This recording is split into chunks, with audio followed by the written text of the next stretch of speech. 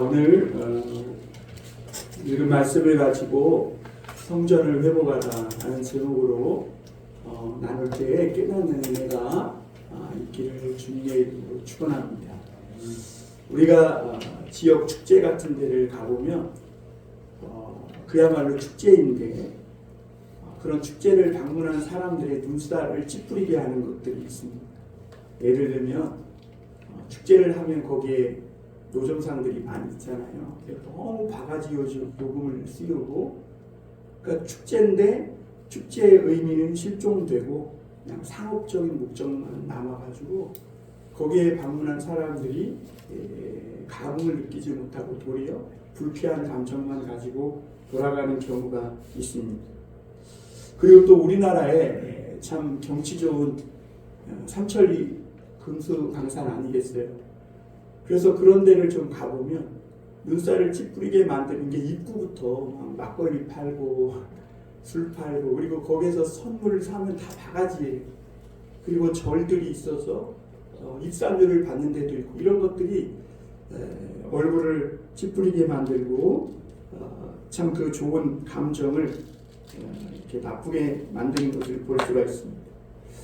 예수님께서 이제 오늘 우리가 읽은 말씀을 보면 이제 마지막으로 예루살렘으로 올라가시는 장면이, 왜 올라가시는가?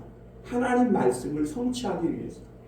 그래서 예수님은 어린 아기 새끼를 타시고 스가랴 9장 말씀처럼 겸손한 모습으로 예루살렘에 입성하셨습니다. 우리가 이런 것들을 보면 깨달아야 될 것이, 예수님도 하나님의 말씀을 1.1획도 틀리지 않고 다 성취하시고 계세요. 그리고 성경은 하나님의 말씀은 하나도 틀림없이 반드시 성취되고 있다, 이렇게 말씀하고 있거든요. 꽤 중요한 게, 오늘날 성도들이 신앙생활을 잘하려면 말씀을 부지런히 읽고 듣고 그리고 말씀 가운데 살아야 됩니다.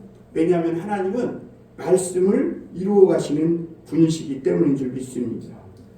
그럴 때 우리 인생이 허무해지지 않고요. 그리고 진흙과 같은 나를 통해서도 하나님의 말씀이 성취될 뿐만 아니라 그런 흙덩이 같은 내가 하나님 앞에 쓰임받는 소중한 통로로 사용되어지는 인생, 그런 보배로운 삶이 되는 줄 믿습니다. 우리 여기 계신 분들 그런 거 경험하고 계신 줄 믿습니다. 진흙과 같은 내가 하나님 말씀 붙잡고 사니까 정말 보배로운 삶으로 점점 더 바뀌어지고 있는 줄 믿습니다. 예수님은 예루살렘에 올라가셔서 제일 먼저 성전에 찾아갔어요. 거기에 있는 왕이나 물 높은 사람이나 유명한 사람을 찾아가신 게 아니라 성전을 찾아갔어요. 왜 그랬을까요? 그 성전이 예수님에게는 내 아버지 집이었기 때문에. 예수님이 예고 없이 그렇게 성전이 내 아버지 집이니까 예고 없이 그렇게 찾아가셨어요. 기도하기 위해 가셨죠. 장차 다가올 그 십자가, 하나님 아버지 앞에 기도하면서 아버지, 이 십자가를 능히 질 수 있게 해달라고 주님은 기도하러 올라가셨어요. 그런데 그 성전이 오늘 말씀해 보니까 난장판이 되어 있었음을 볼 수가 있습니다. 대제사장들과 장로들과 유대 지도자들이 거기를 돈벌이로 사용하고 있었던 거죠. 평생 예루살렘 성전에 한번 예배드리기 위해서 전 세계에 흩어졌던 유대인들은요, 6월절만 되면 예루살렘 성전에 올라와 예배드리는 그것이 한평생 자기 소원이라는 거예요. 성도들도 그래요. 일상생활을 살다가 너무 힘들고 어려우면 주일날 하나님 앞에 나와 예배드리는 이것이 참으로 그립고 참 기도하고 하나님 만나는 것이 굉장히 마음에 사모되고 사무치는 것이죠. 그래서 소중한 헌금도 준비해서 하나님 앞에 가지고 나와 드리고, 그러면서 주님 만나길 기다리며 성전에 이 예배당에 나와, 그리고 우리가 교회로 모인 이곳에 나와 기도하는 것이죠. 그런데 당시 그 대제사장들과 종교 지도자들은 그런 사람들의 마음을 이용해서 돈벌이를 하고 있었어요. 일평생 예루살렘 성전에 올라 예배 한번 드리고 싶은 것이 소원이었다. 요즘 말로 말하면 버킷리스트죠. 그 심정을 이용해서 돈벌이를 하고 있던 것이죠. 그래서 마당에서는 양과 염소와 비둘기를 팔고 심지어 돈도 환전해 주면서 폭리를 취하고자 했습니다. 이런 모든 상황들이 겉으로 볼 때는 그냥 성도들의 그 예배하러 오는 예배자들의 편의를 봐주는 거예요. 왜? 멀리서 짐승을 끌고 와서 제사를 드릴 수는 없으니까 가까운 곳에서 짐승을 사서 흠없는 걸로 드리라, 이런 좋은 취지 갖고 편의를 봐주는 것 같지만, 그러나 그 안에는 굉장한 그 숨은 검은 그런 어떤 욕심이 들어있었어요. 왜냐하면 대제사장의 관인이 찢기지 않은 짐승은 팔 수도 없었고, 그리고 짐승을 팔 수 있는 자리나 이런 어떤 그 권리를 수많은 돈을 받고 자리를 내준 거예요. 축제에 가면 뭐 자리세가 최소한 300에서 500을 낸다고 하더라고요. 그러니까 그 장사하는 사람은 비싸게 팔 수밖에 없는, 그러니까 이런 장사꾼의 현실이 이 성전 안에서도 나타나고 있었던 거예요. 그 겉으로 보면 나쁜 일처럼 보이지 않고 누가 뭐라고 할 일도 아닌 것 같고 그냥 편의를 봐준 것 같지만 그 안에는 굉장히 엄청난 그런 이 검은 속내가 있었던 것이죠. 그런데 문제는 뭐냐면 이제 예수님이 거기를 방문하셨는데 예수님이 누구예요? 그 집의 주인의 아들이라는 거예요. 여러분, 내가 오랜만에 내 집에 왔는데 내 집이 막 장사토로 변해있고 뭐 전세를 내줬는데 그 전세자가 막 내 집을 막 마음대로 구조 변경해갖고 장사하고 막 술 팔고 뭐 팔고 이러면 기분 좋겠어요? 그 바로 소송 들어가는 것이죠. 예수님은 아버지 집이 장사하는 집이 된 거에 대해서 굉장히 분노하세요. 그래서 막 끈으로 채찍을 만들어 휘두르시고, 이전에는 예수님에게서는 볼 수 없었던 그런 굉장히 거친 행동들이 나오는 것을 볼 수 있습니다. 그리고 장사를 못하게 한 것이죠. 그리고 예수님은 이 성전은 만민이 기도하는 집이다 라며 이 성전을 다시 회복시키시려는 그런 열심으로 행동하고 계신 걸 보게 됩니다. 그 첫 번째 우리가 오늘 말씀을 통해 생각해 볼 것은 성전은 만민이 기도하는 집이다. 그러니까 성전이 무엇인가? 여러분, 성전을 모르니까요, 신앙생활을 하는 사람들이 아버지의 집을, 교회를 또는 예배당을 막 제멋대로 생각하는 거예요. 오늘 15절 16절 다시 한번 보겠습니다. 제가 읽겠습니다. 그들이 예루살렘에 들어가니라 예수께서 성전에 들어가사 성전 안에서 매매하는 자들을 내쫓으시며 돈 바꾸는 자들의 상과 비둘기 파는 자들의 의자를 둘러 부시며 아무나 물건을 가지고 성전 안으로 지나다님을 허락지 아니하시고. 예수님이 성전에 왔을 때 앞서 말씀드린 대로 예수님도 예배드리기 위해서 왔어요. 기도하기 위해서 왔어요. 그러면 예수님이 거기 비둘기 팔고 양 파는 사람들에게 예수님도 사가지고 제사를 드렸다면 문제될 것이 없었겠죠. 그런데 예수님은 그러지 않고 그 모습을 보고 분노하셨다는 거죠. 여러분, 우리가 오늘 이 예수님이 막 채찍을 만들어서 휘두르고 막 상을 뒤집어 엎고 이 사람들을 장사를 못하게 하고 이런 거친 행동을 하는 모습을 거의 볼 수가 없죠. 예수님 굉장히 겸손하시고 온유하시고 화를 내지 않는 분이세요. 그러나 오늘 굉장히 예수님은 분노하고 있는 걸 보게 됩니다.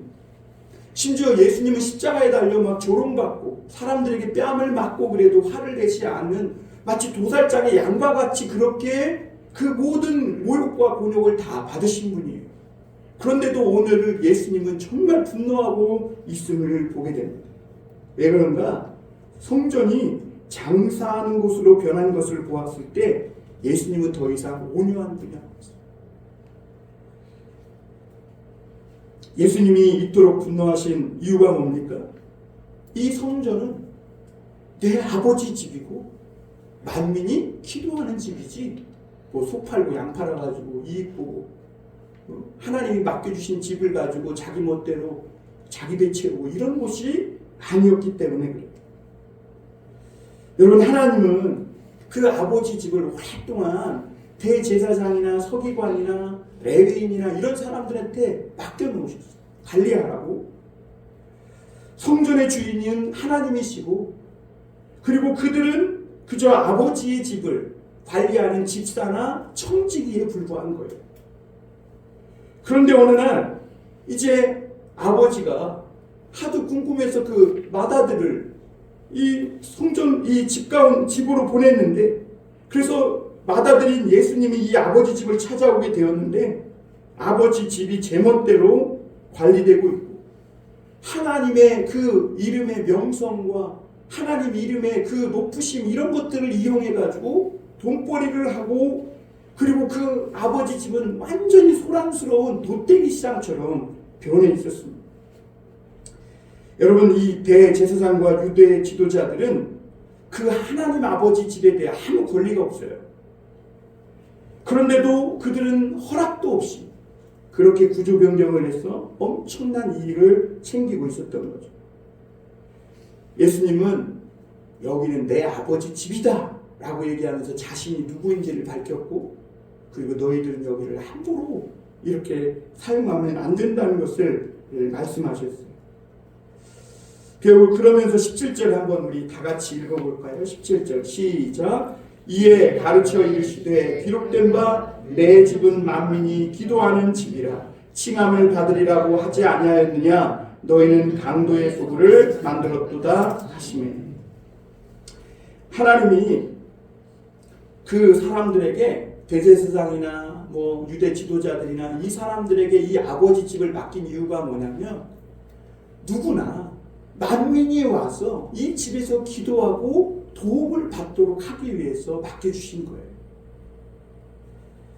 죄인은 와서 이 성전에 와서 회개하고 죄 용서함을 받고 오랫동안 묶여있던 죄책감에서 자유케 되는 그 은혜를 받고, 병든 자는 성전에 와서 기도하여 치료받고, 인생의 환난과 어려움을 당한 자는 성전에 와서 기도함으로 하나님을 만나고 인생의 그 어려운 무거운 짐, 막혔던 문제들을 해결을 받도록 그렇게 성전을 관리하라고 하나님이 맡겨주신 거죠. 그리고 하나님은 1000년이 넘도록 이 맡겨주시고 간섭하지 않으셨어요. 그런데 어느 날 예수님이 예루살렘에 오셔서 성전을 먼저 찾았을 때 그 성전은 너무나 엉망으로 되어 있었던 거죠. 그 예수님은 기도할 수가 없었어요. 예수님은 기도하러 올라가셨는데 성전 밖에서는 막 이런저런 장사꾼의 소리가 시끄럽고, 또 성전 안에서는 돈 세는 소리가, 그러니까 예수님은 기도할 수가 없는 것이죠.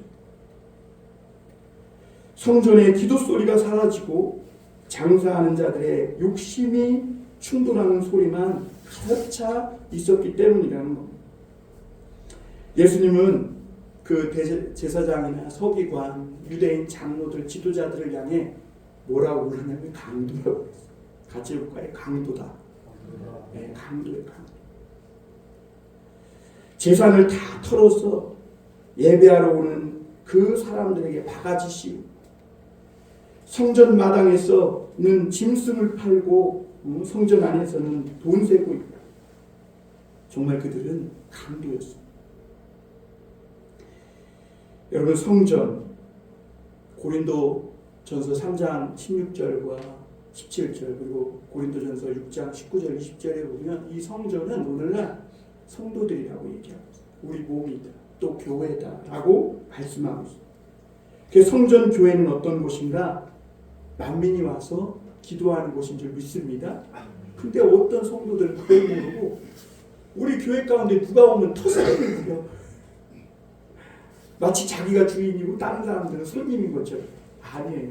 우리는 다 어차피 하나님 앞에 손님이고 죄인일 뿐이에요.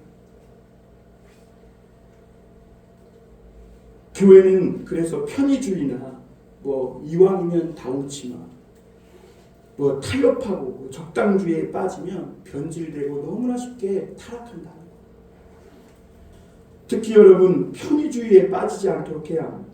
왜냐하면 이 대제사장들이나 이 서기관들이 이렇게 성전을 관리하면서 변질되고 타락한 이유가 뭐냐면 야 편의를 봐주자 그러면서 변질되기 시작한 것이기 때문입니다. 여러분 교회는 앞서 말씀드린 대로 누구나 와서 기도하고 죄 용서받고 인생의 문제를 해결받고 억울한 문제를 하나님 앞에 해결받는 것 그것이 교회인 줄 믿으시길 바랍니다. 그리고 오늘 오셔서 그렇게 하나님 앞에 무거운 인생 짐 풀어놓고 해결받으세요. 하나님의 응답을 받으시길 바랍니다.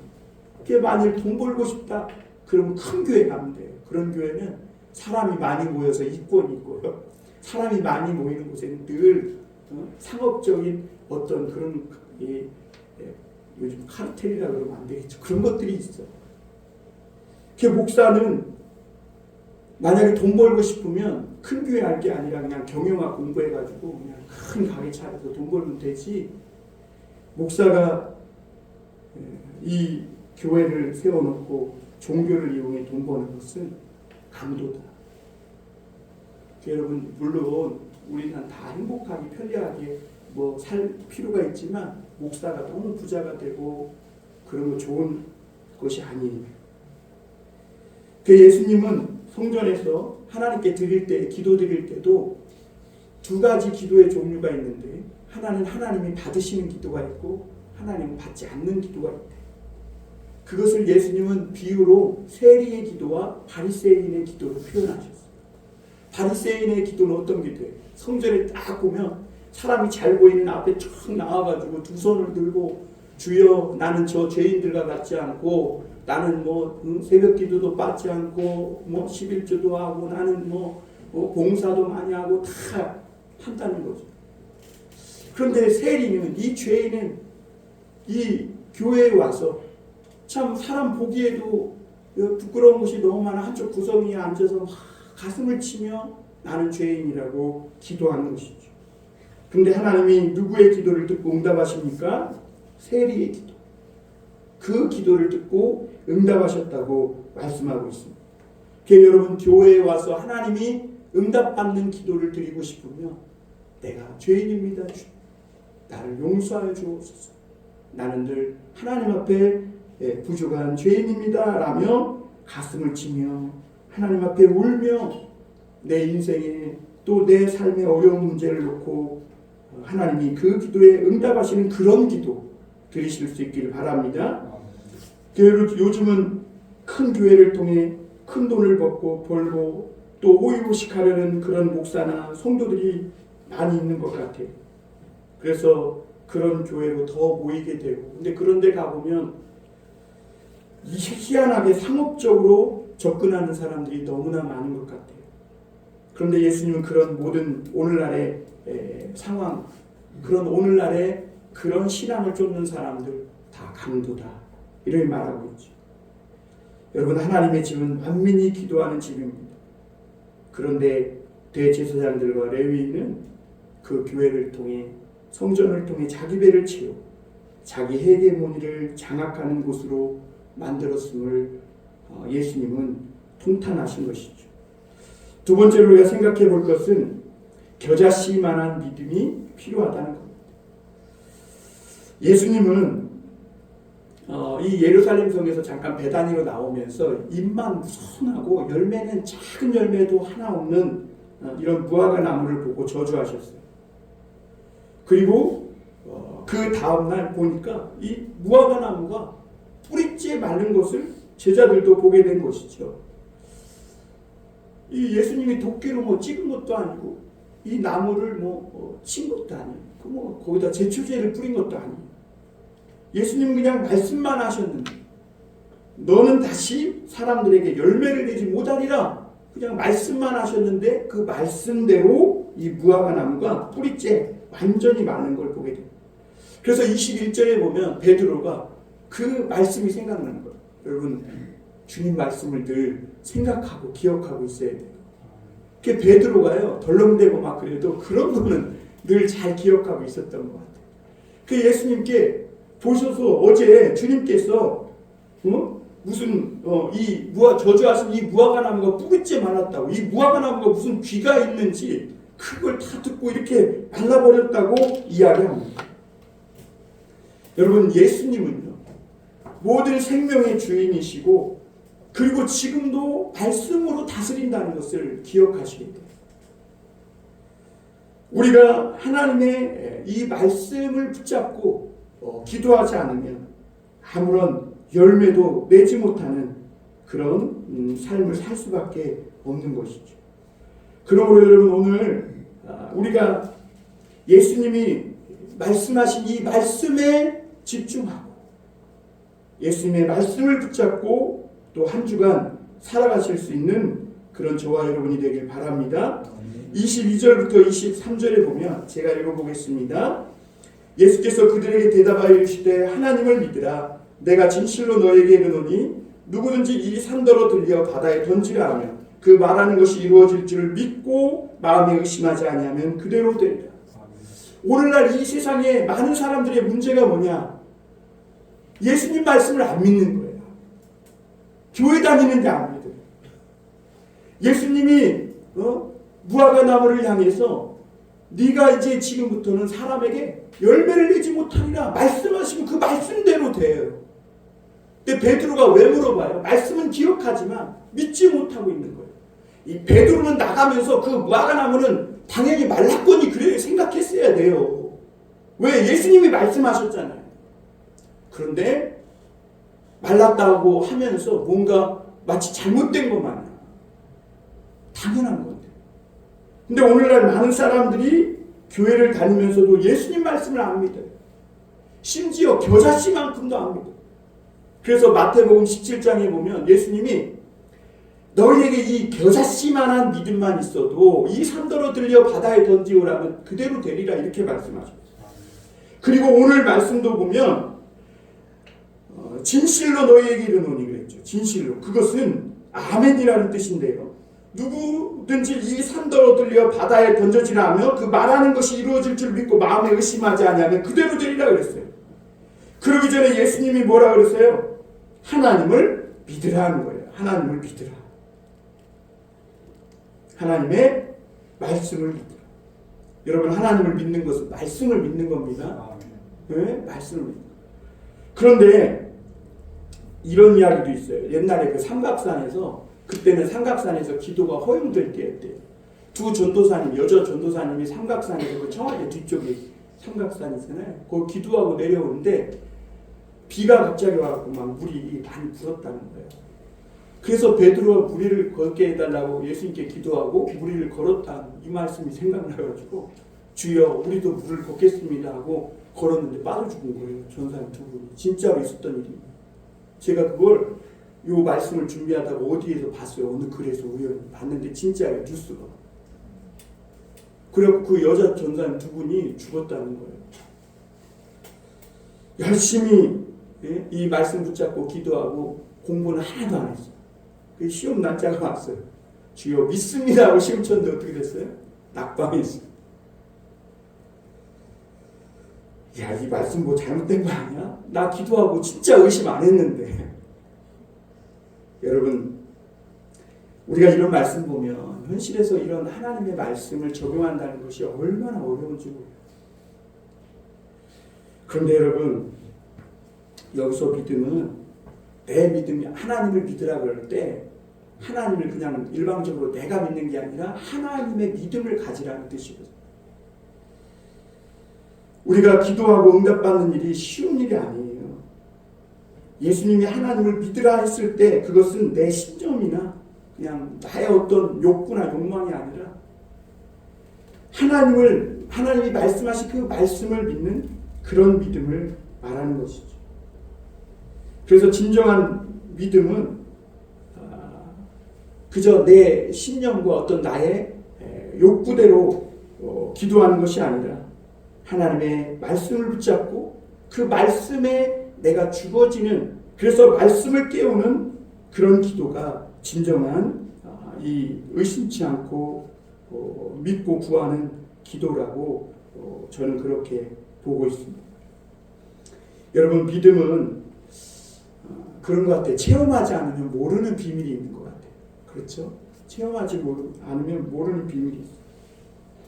그래서 여러분, 우리가 때때로는 상황은 죽을 지경인데 하나님이 주신 말씀을 붙잡고 기도하면 나도 모르게 막 일용할 양식도 생기고 또 하나님의 말씀이 이렇게 살아가게 하시는 것을 경험하게 되죠. 사람들은 세상에 공짜가 없다고 하면서도 신앙은 공짜로 먹으려고 하는 경우가 있어요. 물론 구원은 하나님의 은혜고 선물이죠. 그러나 여러분, 오늘 말씀대로 산이 바다에 던져지려면 물리적으로 그것을 따지면요, 거의 지진 8.0 이상의 지진이 나야 됩니다. 엄청난 힘이죠. 8.0의 지진이면 뭐 엄청난 힘이죠. 그런데 놀라운 것은 우리가 하나님의 말씀을 믿고 기도하는 그 기도의 힘이 그런 능력과 같은 그런 이 놀라운 일이 일어난다는 것이죠.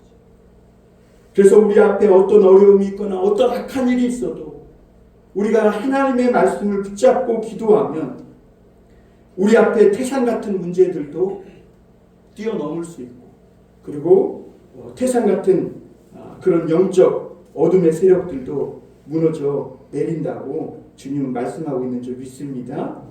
예수님은 그래서 우리 믿음이 겨자씨만 해도 산이 옮겨진다고 말씀하고 있는데요. 왜 그러면 우리는 기도해도 산이 옮겨지지 않을까? 그거는 우리 안에 겨자씨만한 믿음도 없기 때문이라는 겁니다. 기도했는데 응답되지 않아요. 왜 그럴까요? 내 안에 겨자씨만한 믿음이 없는 거예요. 겨자씨만한 믿음만 있어도 이 산이 들어 바다에 던지오는데 기도해도 안 되는 건 겨자씨만한 믿음이 없는 거죠. 그런데 초대교회에도 보면 겨자씨만한 믿음이 없으니까 살았다 하는 이름은 가졌지만 죽은 교회가 있어요. 사대교회가. 그러면 이 겨자씨만한 믿음이 어떻게 우리에게 생길까? 가만히 있으면 그냥 생기는가? 아니라는 거죠. 우리가 하나님의 말씀을 부지런히 듣고 성경을 묵상하고 하나님 앞에 나와 기도하고 예배할 때 우리 안에 나도 모르는 그런 겨자씨만한 믿음이 생기는 줄 믿습니다. 그래서 로마서는 전하는 자 없이 누가 들으리요? 듣지 못하고 어찌 믿으리요? 여러분, 오늘 이 겨자씨만한 믿음이 있을 때 그때 하나님의 놀라운 능력이 나타나는 줄 믿습니다. 그리고 성전이 가져야 할 가장 중요한 핵심은 바로 그 믿음이라는 겁니다. 믿음. 마지막으로 한 가지 더 볼 것은 예수님이 성전의 주인이라는 겁니다. 예수님이 성전에서 행하신 것을 보고 대제사장들과 그 서기관 장로들이 나와 묻습니다. 야, 누가 너에게 이런 일을 행할 권위를 줬느냐? 네가 무슨 권위로 이런 일을 하느냐? 그런데 예수님은요, 그때 야, 이 집은 내 아버지 집이야 이렇게 말씀하면 끝날 때 그렇게 얘기하지 않고 비유로 말씀하셨어요. 세례 요한의 세례가 하늘로부터냐 사람으로부터. 왜냐하면 아무리 이 집은 내 아버지 집이야 예수님이 말했어도요, 대제사장들과 서기관들은 그 성전에서 막 제사도 드리고 뭐도 하고 다 하고 있지만 하나님을 안 믿거든요. 그러니까 예수님이 그 말 해도 이 집은 만민이 기도하는 집이요 내 아버지 집이라니까 예수님을 죽일 의도만 하고 있는 거예요. 왜? 하나님을 안 믿습니다. 여러분, 종교인이 기독교인이 하나님을 안 믿습니다.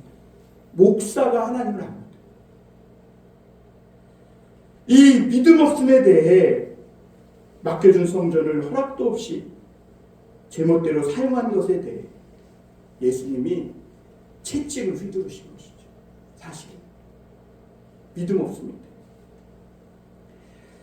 그러나 지금 예수님은 사실 심판하실 수도 있지만 그 사람들에게 한 번 더 기회를 주시고 그리고 채찍을 휘두르시고 상을 둘러엎고 장사를 못하게 하는 것으로 그치셨어요.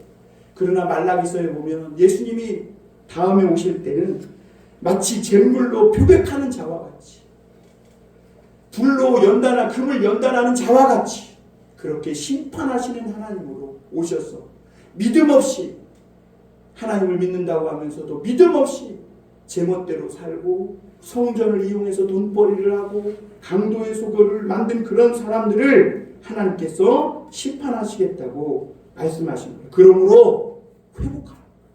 하나님의 말씀에 대한 겨자씨만한 믿음을 가지고 내 안에 겨자씨만한 믿음이 생기도록 기도하여 그 믿음을 가지고 성전을 회복하라. 그렇지 않으면 하나님의 심판이 임하게 됩니다. 여러분, 앞서 말씀드린 대로 오늘날 성전과 교회는 가정이고, 그리고 하나님의 성전은 오늘날 교회고, 그리고 가정이고 내 몸입니다. 그래서 고린도전서 앞서 말씀드린 대로 3장 16절 17절에 보면 너희는 너희가 하나님의 성전인 것과 하나님의 성령이 너희 안에 계시는 것을 알지 못하느냐? 누구든지 하나님의 성전을 더럽히면 하나님이 그들을 멸하시리라. 하나님의 성전은 거룩하니 너희도 그러하니라. 고린도전서 6장 19절에도 보면 너희 몸은 너희가 하나님께로부터 받은 바 너희 가운데 계신 성령의 전인 줄을 알지 못하느냐? 너희는 너희 자신의 것이 아니라 값으로 산 것이 되었으니 그런즉 너희 몸으로 하나님께 영광을. 성전은 이제 이 건물이 아니에요. 우리 교회고 우리가 모인 이 모임이고 가정이고 내 자신이에요. 이 성전을 함부로 씁니다.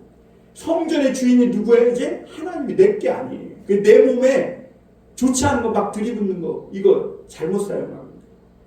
그래서 예수님은 성전을 회복해서 이제 너희 몸으로 죽을 죄에게 종로를 타지 말고 하나님께 영광 돌리는 일을 위하여 너희 몸, 너희 성전을 사용하라. 너희 가정, 너희 교회를 그렇게 사용하라고 말씀하고 있는 줄 믿습니다. 우리 교회가, 사랑하는 성도 여러분, 타락하지 않도록 기도해 주시길 바랍니다. 저를 통한, 저를 비롯해서 우리 모든 성도들이 한 교회인데, 성전인데 타락하지 않도록, 강도의 소굴이 되지 않도록 기도해 주시기 바랍니다.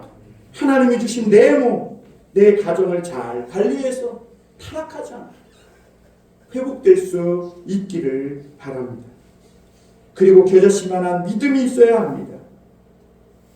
겨자씨만한 이 믿음이 생기도록 열심히 예배드리고 말씀을 자꾸 듣고 세상에 욕하고 믿음 없는 소리, 남 비난하는 소리, 비판하는 소리, 이런 소리만 듣지 말고 자꾸 우리에게 소망을 주시고 희망을 주시고 천국을 주시고 하나님 나라의 축복을 주시는 이 말씀을 자꾸 들으셔서 우리 안에 겨자씨만한 믿음이 생기도록 그렇게 신앙생활 하시길 바랍니다.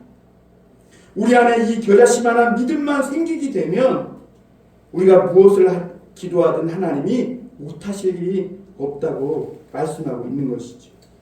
사랑하는 성도 여러분, 성전을 회복하여 큰 산과 같은 이런 가정과 학교와 직장과 세상의 그런 크고 작은 문제들을 변화시켜가는 믿음의 비밀을 가진 성전, 그런 교회, 성도, 가정, 우리 자신들이 다 될 수 있기를 주님의 이름으로 축원합니다. 기도하겠습니다. 사랑과 은혜가 풍성하신 하나님,